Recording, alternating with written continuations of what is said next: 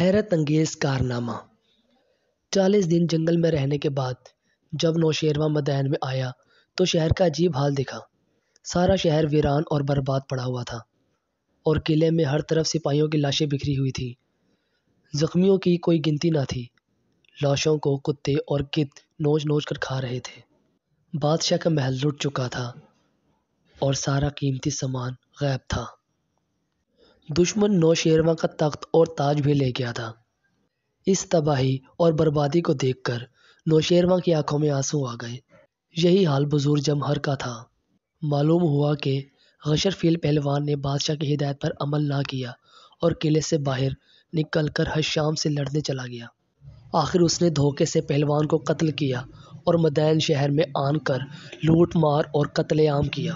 نوشیروان نے بزرگ جمہر سے کہا، میں نے جو خواب دیکھا تھا وہ بالکل سچ نکلا، مگر اس خواب کی جو تعبیر تھی جو تم نے بتائی تھی وہ اب تک سامنے نہیں آئی۔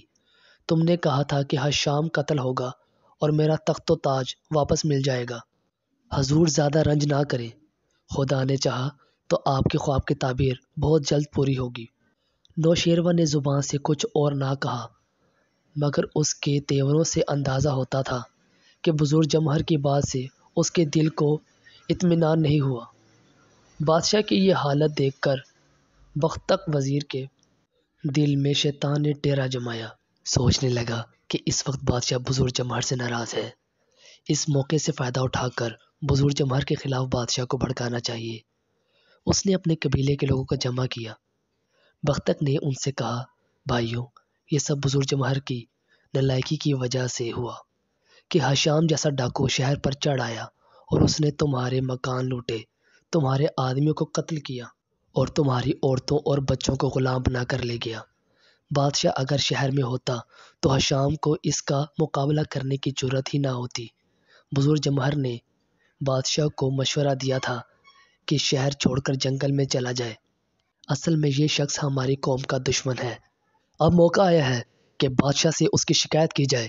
تم لوگ روتے پیٹتے اور سروں پر خاک ڈالتے ہوئے محل کی طرف جاؤ اور بادشاہ سے فریاد کرو، میں بھی وہاں پہنچتا ہوں۔ بختک نے لوگوں کو خوب سکھا پڑھا کر جلوس کی صورت میں نوشیروان کے محل کے جانب روانہ کر دیا اور آپ ان سے پہلے محل میں پہنچ کر نوشیروان کے سامنے ہاتھ باندھ کر کھڑا ہو گیا۔ تھوڑی دیر بعد بادشاہ نے محل کے باہر بہت سے لوگوں کے رونے پیٹنے اور چیخنے چلانے کی آوازیں سنی۔ حیران ہوا اور بختک سے کہا، معلوم کرو کہ یہ لوگ کیوں روتے ہیں اور یہاں کس لیے آئے ہیں۔ بختک محل کے جھروکے پر گیا اور چند منٹ بعد واپس آ کر بادشاہ سے کہا، جہاں پناہ قوم ساسانی کے کچھ لوگ اپنی مصیبت کی کہانی کہنے آئے ہیں، باہر تشریف لا کر ان کی تسلی کر دیجیے۔ نوشیروان یہ سن کر اٹھا اور محل کے جھروکے پر جا کر کھڑا ہوا۔ کیا دیکھتا ہے کہ کئی ہزار مرد، عورتیں اور بچے باہر کھڑے چھاتی پیٹ رہے ہیں اور ان کی زبانوں پر بزرگ جمہر کا نام ہے۔ ہر شخص چلا چلا کر کہہ رہا تھا، بزرگ جمہر غدار ہے، نمک حرام ہے، اس نے دشمن کو یہاں بلایا، اسے پھانسی پر لٹکا دیا جائے۔ بادشاہ نے یہ نعرے سنے اور بزرگ جمہر کی جانب دیکھا جو چپ چاپ کھڑا تھا۔ اصغر بادشاہ نے ہاتھ اوپر اٹھایا۔ ماتم کرنے والے لوگ خاموش ہوئے۔ تب بادشاہ نے پوچھا، تم لوگ کیا چاہتے ہو اور بزرگ جمہر نے تمہیں کیا نقصان پہنچایا؟ جہاں پناہ کا ایک بال بلند ہو۔ ہجوم میں سے ایک شخص چلایا، بزرگ جمہر آپ کا اور ہمارا دشمن ہے۔ اگر یہ شخص حضور کو شہر چھوڑ کر جنگل میں جانے کا مشورہ نہ دیتا تو حشام کبھی ادھر آ کر ہمارے آدمیوں کو موت کے گھاٹ نہ اتارتا اور نہ اسے حضور کا تخت اور تاج چھین کر لے جانے کی جرات ہوتی۔ یہ سب کیا دھرا اسی بزرگ جمہر کا ہے جو بہت عقل مند بنتا ہے۔ قوم اور ملک سے غداری کرنے والے کی سزا موت ہے۔ اس لیے بزرگ جمہر کو اسی وقت ہمارے سامنے ہلاک کیا جائے، ورنہ جہاں پناہ ہم کو اجازت دیں کہ ہم یہ شہر ہمیشہ کے لیے چھوڑ کر چلے جائیں۔ یہ کہہ کر ان شریر لوگوں نے سروں پر خاک ڈالنی شروع کر دی اور سینے پیٹ پیٹ کر رونے لگے۔ نوشیروان نے غضب کی نظر سے بزرگ جمہر کو دیکھا اور کہنے لگا، بولو، جواب دو، یہ لوگ کیا کہتے ہیں؟ اگر تم نے اپنی صفائی پیش نہ کی تو ہم تمہیں زندہ دفن کرا دیں گے۔ جہاں پناہ، میں اس سے زیادہ کچھ نہیں کہہ سکتا کہ آپ ذرا صبر سے کام لیں، ان لوگوں کی باتوں پر نہ جائیں۔ ایسا معلوم ہوتا ہے کہ یہ لوگ یہاں خود نہیں آئے، انہیں سکھا پڑھا کر لایا گیا ہے۔ یہ سن کر بختک کے ہوش اڑے، دل میں ڈر کے شاید کسی ذریعے سے بزرگ جمہور کو اس سازش کا پتہ چل گیا ہے جو میں نے اپنے قوم کے لوگوں سے مل کر کی ہے۔ ایسا نہ ہو کہ نوشیروان اپنی رائے بدل دے۔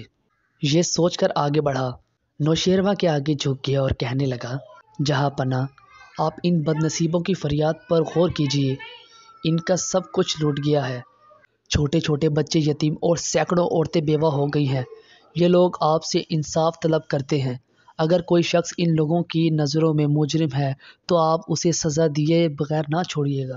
ابھی نوشیروان کوئی فیصلہ نہیں کر پایا تھا کہ شہر میں کچھ شور و غل مچا اور پھر ایک جلوس آتا دکھائی دیا۔ چند لمحے بعد گھڑ سواروں کا یہ جلوس محل کے نیچے آن کر رکا۔ سب سے آگے آنے والا ایک فوجی سپاہی جلدی سے گھوڑے سے نیچے کودا اور گھٹنوں کے بل جھک کر بادشاہ کو سلام کیا اور پھر سیدھا کھڑا ہوا اور کہنے لگا، حضور، یہ غلام ایک خوشخبری لایا ہے۔ حشام ڈاکو اور اس کی فوج کو امیر حمزہ نے قتل کر دیا ہے، اور جن ہزاروں آدمیوں کو وہ مدائن سے قید کر کے لے گیا تھا وہ سب لوگ بھی آزاد ہو کر واپس آ رہے ہیں۔ اس کے علاوہ امیر حمزہ نے حضور کا تخت اور تاج بھی حشام سے چھین لیا ہے۔ اب ان کا ایک وفادار دوست جس کا نام مقبل ہے، حضور کے نام مکے کے سردار خواجہ عبد المطلب کا خط لے کر آیا ہے اور مدائن سے 4 میل دور اتر آیا ہے۔ اجازت ہو تو امیر حمزہ کا دوست دربار میں حاضر ہو کر خط پیش کرے۔ نوشیروان کا چہرہ خوشی سے کھل اٹھا۔ اسی وقت بزرگ جمہور کو گلے لگا لیا اور کہا، اے استاد، میرا قصور معاف کر دو، میں نے تمہاری شان میں گستاخی کی تھی اور یہ سب کچھ اس بدمعاش بختک کا کیا دھرا لگتا ہے۔ اسے ایسی سزا دوں گا کہ اس کی 7 پشتیں یاد رکھیں گی۔ بزرگ جمہور نیک اور شریف آدمی تھا، اس نے کہہ سن کر بختک کا قصور معاف کرا دیا۔ پھر نوشیروان سے کہا کہ فوج کا ایک دستہ مقبل وفادار کے استقبال کے لیے روانہ کیا جائے تاکہ وہ اسے دھوم دھام سے شہر میں لائیں۔ اگلے روز صبح نوشیروان نے دربار کیا اور مقبل وفادار بادشاہ کے حضور میں آیا۔ اس نے پہلے دوزانوں ہو کر بادشاہ اور بزرگ جمہور کو سلام کیا۔ اس کے بعد ہاتھی دانت کا بنا ہوا ایک نہایت خوبصورت صندوقچہ کھول کر اس میں سے خواجہ عبد المطلب کا خط نکالا جو سبز ریشم کی ایک تھیلی میں بند تھا۔ یہ خط ایک خوشبودار اور پتلے چمڑے پر لکھا گیا تھا۔ بادشاہ نے خط پڑھا اور خوش ہوا۔ مقبل وفادار اور اس کے ساتھیوں کو انعام سے نوازا اور حکم دیا کہ ہر روز دربار میں آیا کریں اور دوپہر کا کھانا ہمارے ساتھ کھائیں۔ ایک روز بڑا عجیب واقعہ ہوا۔ لوگوں نے دیکھا کہ سرمئی رنگ کی ایک خوبصورت اور ننھی منھی فاختہ آئی اور نوشیروان کے محل کی سب سے اونچی برجی کے کلس پر جا بیٹھی۔ یہ کلس سونے کا بنا ہوا تھا۔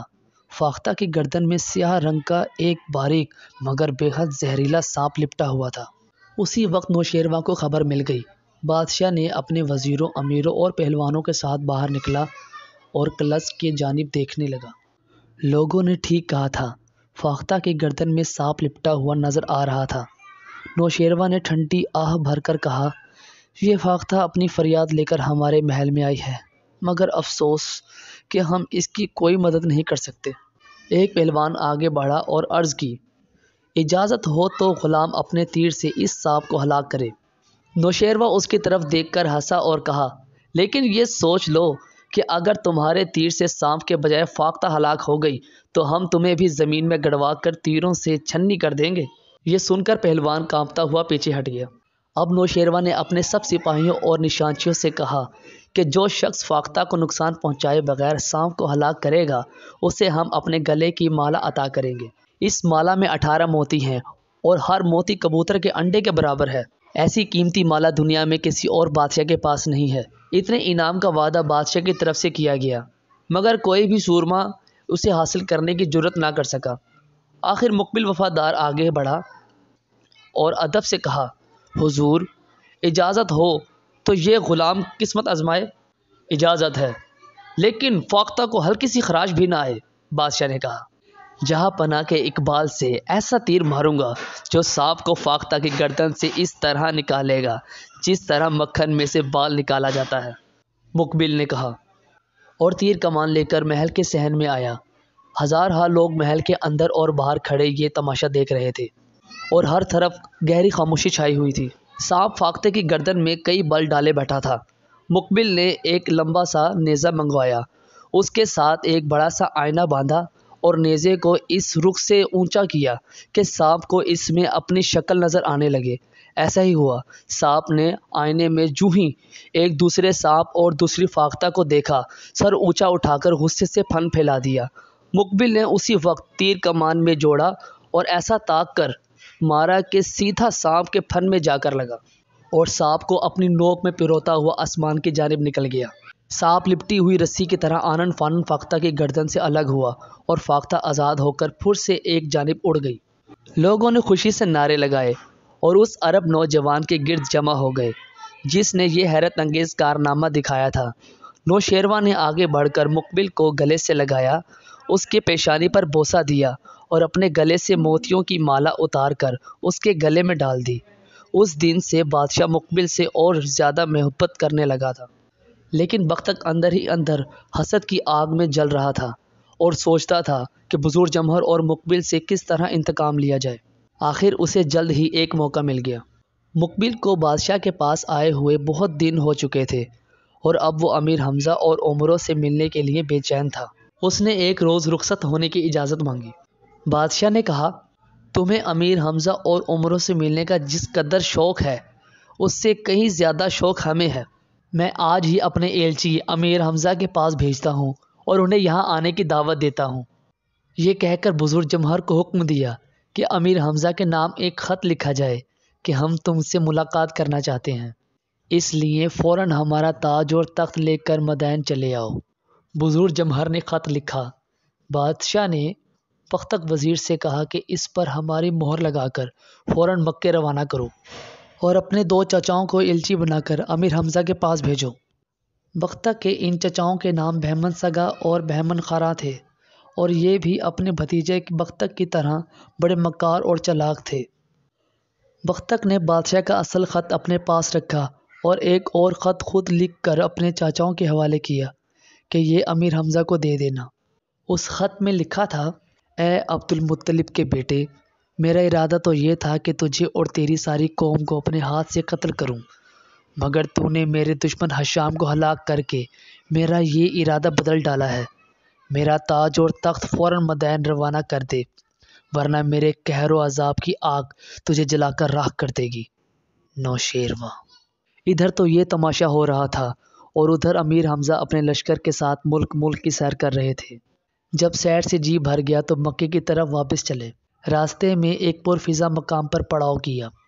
کیا دیکھتے ہیں کہ 2 سرسبز پہاڑ ہیں جن کی چوٹیاں آسمان سے باتیں کرتی ہیں۔ ہر طرف رنگ برنگے پھول کثرت سے کھلے ہوئے ہیں، جا بجا چشمے بہتے ہیں جن کا پانی ٹھنڈا اور میٹھا ہے۔ درختوں پر ہزاروں حسین پرندے چہچہا رہے ہیں اور ایسا معلوم ہوتا ہے کہ یہ سرزمین جنت کا کوئی حصہ ہے۔ ایک پہاڑی کی چوٹی پر قلعہ بھی دکھائی دیا۔ امیر حمزہ بہت خوش ہوئے، ساتھیوں سے پوچھا، اس علاقے کا نام کیا ہے اور یہاں کون رہتا ہے؟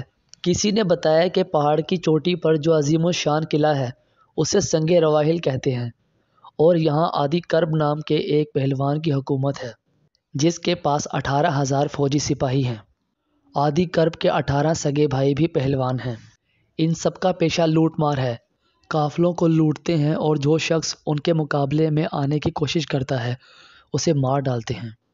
افسوس کہ ایسی خوبصورت سرزمین میں ایسے ظالم اور لٹیرے رہتے ہیں۔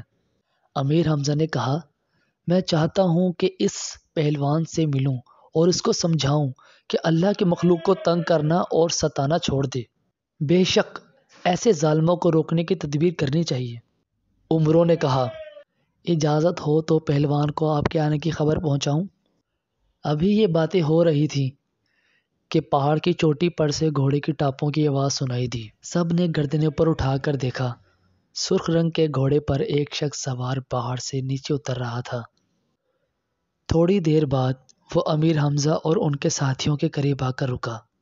آنے والے نے اپنا آدھا چہرہ سیاہ رنگ کے نقاب میں چھپا رکھا تھا اور صرف اس کی آنکھیں اور پیشانی دکھائی دیتی تھی۔ امیر حمزہ اور ان کے ساتھیوں کو خوب غور سے دیکھنے بھالنے کے بعد آنے والے نے بڑے رعب سے کہا، تم لوگ کون ہو اور کہاں سے آئے ہو؟ میرا نام حمزہ ہے اور میں مکے کے سردار خواجہ عبد المطلب کا بیٹا ہوں۔ تمہارا کیا نام ہے؟ میرا نام اسد ہے، اس نے کہا۔ تم ہی وہ شخص ہو جس نے ہمارا شکار چھینا ہے۔ شکار؟ کیسا شکار؟ میں تمہارا مطلب نہیں سمجھا، امیر حمزہ نے حیرت سے کہا۔ سمجھنے کی کوشش کرو، اسد نے کہا۔ ہمارے سردار عادی کرب کو معلوم ہوا تھا کہ حشام ڈاکو نوشیروہ کا محل لوٹ کر اور اس کا تاج و تخت لوٹ کر ادھر آ رہا ہے۔ ہم اس کا انتظار کر رہے تھے۔ وہی جارا شکار تھا جو تم نے چھین لیا۔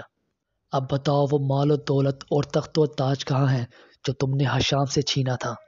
سب سامان ہمارے حوالے کر دو، ورنہ یہاں سے زندہ سلامت نہ جاؤ گے۔ او بد زبان، ذرا دیکھ بھال کر بات کر، ورنہ ابھی تیری زبان گدھی سے کھینچ لوں گا۔ جانتا نہیں کس سے بات کر رہا ہے؟ عمرو نے کہا۔ اسد نے اپنی لال لال آنکھوں سے عمرو کو گھورا اور کہا، ابے جا، بڑے دیکھیں ہاتھ مارنے والے۔ عمرو نے للکار کر کہا، ہمت ہے تو آجا مقابلے میں، ذرا دوڑ لگا کر دیکھ لے۔ اگر تو مجھ سے آگے نکل گیا تو 10,000 روپے دوں گا، اور ہار گیا تو 20,000 تجھ سے وصول کروں گا۔ بول، شرط منظور ہے؟ اسد نے کہکا لگایا اور کہا، دوڑنے بھاگنے کی شرطیں بزدل لگایا کرتے ہیں۔ میں خرگوش یا ہرن کا بچہ نہیں ہوں کہ دوڑتا پھروں۔ میں پہلوان ہوں، کشتی لڑنا جانتا ہوں۔ جی چاہے تو مجھ سے کشتی لڑ لو۔ اگر تم نے مجھے پچھاڑ دیا تو 20,000 کے بجائے 40,000 روپے دوں گا۔ یہ کہہ کر وہ گھوڑے سے اترا اور چاہتا تھا کہ ہاتھ بڑھا کر عمرو کی گردن پکڑے کہ امیر حمزہ نے ایک گھونسا اس کی گردن پر ایسا مارا کہ لڑکنیاں کھاتا ہوا دور جا گرا اور درد کے مارے بری طرح چیخنے لگا۔ اس کی چیخوں کی آواز قلعے تک پہنچی اور دیکھتے ہی دیکھتے بہت سے آدمی پہاڑ کی چوٹی پر سے اترے۔ امیر حمزہ اور ان کے ساتھی اپنی جگہ اطمینان سے کھڑے رہے۔ اوپر سے آنے والوں میں سب سے آگے ایک پہلوان تھا، قد 7 فٹ اونچا، جسم سیاہ اور ٹھوس جیسے لوہے کا بنا ہوا ہو، چہرہ پھولا ہوا، بڑی بڑی مونچھیں۔ اس کے دائیں ہاتھ میں 5-6 من وزنی فولاد کا گرز تھا جسے وہ ایک چھڑی کی طرح ادھر ادھر ہلاتا ہوا آ رہا تھا۔ باقی سب لوگ اس کے پیچھے تھے۔ اس نے قریب آن کر ایک نظر امیر حمزہ اور ان کے ساتھیوں کی طرف دیکھا، پھر اسد کی طرف گیا جو ابھی تک تکلیف سے چلا رہا تھا۔ میرے بھائی، تجھے کس نے مارا؟ کالے پہلوان نے اس سے پوچھا۔ دیکھ، میں ابھی تیرا بدلہ لیتا ہوں۔ اسد نے انگلی سے امیر حمزہ کی طرف اشارہ کیا اور کالا دیو پہلوان دانت نکالتا ہوا ان کی طرف بڑھا۔ اے جوان، خدا کو یاد کر کہ اب تیری موت آنے والی ہے، اس نے غصے سے گرج کر کہا۔ امیر حمزہ اپنی جگہ ڈٹے رہے، صرف اتنا کہا، میں خدا کو ہر وقت یاد رکھتا ہوں، اسی کے ہاتھ میں میری زندگی اور موت ہے۔ تم نے شاید میرا نام نہیں سنا، پہلوان نے کہا۔ اگر نہیں سنا تو اب سن لے کہ مجھے عادی کرب کہتے ہیں۔ عرب کی سرزمین پر آج تک مجھ سے زیادہ بہادر اور طاقتور پہلوان پیدا نہیں ہوا۔ امیر حمزہ یہ سن کر ہنسے اور یوں جواب دیا، تو نے بھی شاید میرا نام نہیں سنا۔ اگر نہیں سنا تو اب سن لے کہ مجھے حمزہ کہتے ہیں اور میں مکے کے رئیس خواجہ عبد المطلب کا بیٹا ہوں۔ ابھی چند روز ہوئے میں نے حشام کو جہنم رسید کیا ہے، اب تیری باری ہے۔ آہا، میں تیری ہی تلاش میں تھا، تو نے حشام کو مجھ سے چھین لیا۔ اگر تو وہ ساری دولت میرے حوالے کر دے جو تو نے حشام ڈاکو سے چھینی ہے تو میں تیری گستاخی معاف کر دوں گا۔ اے عادی، میرے پاس جو کچھ ہے سب تیرے حوالے کر دوں گا، مگر شرط یہ ہے کہ تو میری اطاعت قبول کر لے اور یہ وعدہ بھی کرے کہ آئندہ کسی قافلے کو نہ لوٹے گا۔ عادی یوں زور سے ہنسا اور اس کے ہنسنے سے عمروں کو یوں محسوس ہوا جیسے بادل گرج رہے ہیں۔ اے حمزہ، آج تک یہ بات کسی نے مجھ سے نہ کہی تھی۔ جی تو نہیں چاہتا کہ تجھے ماروں، مگر تو نے مجبور کر دیا ہے۔ اچھا سنبھل جا، میں وار کرتا ہوں۔ یہ کہہ کر عادی نے اپنا 6 من وزنی فولاد گرز ہوا میں گھمایا۔ اس کے گھومنے سے ہوا میں شائیں شائیں کی آوازیں پیدا ہوئیں۔ عمرو ڈر کر ایک درخت کے پیچھے جا چھپا اور دل ہی دل میں حمزہ کی سلامتی کی دعائیں مانگنے لگا۔ عادی نے گرز گھما کر امیر حمزہ کے سر پر مارنے کی کوشش کی۔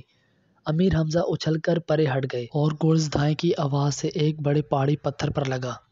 پتھر ریزہ ریزہ ہو گیا۔ اس سے پہلے کہ عادی پہلوان دوسرا وار کرے، امیر حمزہ نے آگے بڑھ کر ایک ٹکر پوری قوت سے اس کے پیٹ میں ماری۔ عادی کی جگہ کوئی اور ہوتا تو اسی ایک ٹکر سے دم دے دیتا، لیکن وہ دیو اس ٹکر کو برداشت کر گیا۔ مگر اتنی ہی دیر میں اسے امیر حمزہ کی طاقت کا اندازہ ہو چکا تھا۔ ہانپتے ہوئے کہنے لگا، واہ واہ واہ واہ، مزہ آ گیا، جیتے رہو حمزہ، واقعی تم بھی پہلوان ہو۔ اب وہ کھلی جگہ میں آ گیا تھا۔ اس کے ساتھی چاہتے تھے کہ ایک دم حمزہ پر حملہ کر دیں، مگر اس نے انہیں روک دیا اور کہا کہ خبردار، کوئی شخص قدم آگے نہ بڑھائے، میں اکیلا ہی لڑوں گا۔ چند لمحے پینترے بدلنے اور داؤ مارنے کے بعد عادی نے گرز پھینک دیا اور ایک 10 من وزنی پتھر اٹھا کر حمزہ کی طرف پھینکا۔ یہ پتھر حمزہ کو تو نہ لگا، البتہ اس درخت سے ٹکرایا جس کے پیچھے عمرو چھپا ہوا تھا۔ پتھر لگتے ہی درخت اپنی جگہ سے اکھڑا اور دھم سے زمین پر آن گرا۔ عمرو نے پھرتی سے ایک طرف ہٹ کر اپنی جان بچائی اور چلایا، اے حمزہ، خدا کے واسطے اس کو جلدی قابو میں لاؤ ورنہ یہ مجھے مار ڈالے گا۔ اب امیر حمزہ اور عادی میں کشتی ہونے لگی۔ حمزہ نے طرح طرح کے داؤ کیے، لیکن عادی ہر مرتبہ بچ جاتا تھا۔ آخر حمزہ نے اس کا لنگوٹ پکڑ کر زور لگایا اور اس کو سر سے اونچا اٹھا کر ایک ٹیلے پر مارنا چاہتے ہی تھے کہ اس نے گڑ گڑا کر کہا، اے حمزہ، مجھے معاف کر، آج سے تو میرا آقا، میں تیرا غلام۔ یہ سن کر امیر نے عادی کو آہستہ سے زمین پر رکھ دیا۔ عادی نے اپنے 18 بھائیوں سے کہا کہ امیر حمزہ کو سلام کرو، پھر اپنی فوج کی سلامی دلوائی اور امیر حمزہ، عمرو وغیرہ کو قلعے میں لے جا کر کئی دن تک خوب ان کی خاطر تواضع کی۔ آخر ایک روز امیر حمزہ نے مکے میں جانے کا ارادہ کیا۔ تب عادی نے بھی درخواست کی کہ اسے اور اس کی فوج کو بھی ساتھ لے لیا جائے۔ امیر حمزہ نے اس کی یہ درخواست منظور کی اور سب لوگ مکے کی طرف چلے۔ چند دن بعد جب امیر حمزہ کو پتہ چلا کہ عادی پہلوان عادیہ بانو کا سب سے بڑا بیٹا ہے تو وہ بہت خوش ہوئے اور اس سے کہنے لگے کہ تو ہمارا دودھ شریک بھائی ہے۔ اب عادی کی پہلے سے بھی زیادہ خاطر تواضع ہونے لگی۔ اس کی اتنی خوراک تھی کہ عام آدمی دنگ رہ جاتے تھے۔ صبح اٹھتے ہی اونٹ کی ایک بچے کی یخنی، دوپہر کو 15 سیر بھنا ہوا گوشت، 5 سیر کھجوریں اور شام کے وقت 20 سیر خالص دودھ۔ یہی حال اس کے بھائیوں کا تھا۔ ایسا معلوم ہوتا تھا کہ اگر یہ سب کے سب چند برس تک مکے میں رہے تو تمام بھیڑیں، بکریاں اور اونٹ ہڑپ کر جائیں گے۔ لیکن خدا نے خواجہ عبد المطلب کے ہاں ایسی برکت دی تھی کہ ان مہمانوں کی خاطر تواضع میں کوئی کمی آنے نہ پاتی تھی۔